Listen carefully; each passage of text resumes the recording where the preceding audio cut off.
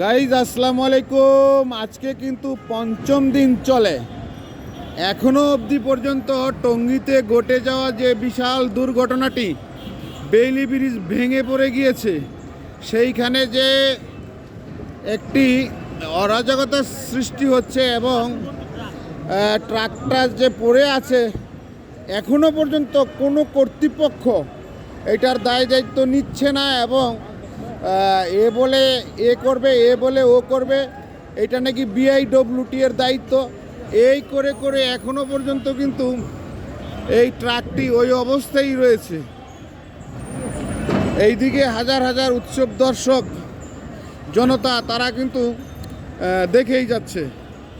কি একটা ভয়াবহ অবস্থা দেখুন একটু একবার, মানে একদম এমনি তো নদী মরা, এরপরে আবার ব্রিজটা ভেঙে পড়ে গিয়েছে, যার কারণে একটি খুবই খারাপ অবস্থায় এই মুহূর্তে রয়েছে টঙ্গী বাজার। ধন্যবাদ, ভালো থাকবেন, আসসালামু আলাইকুম।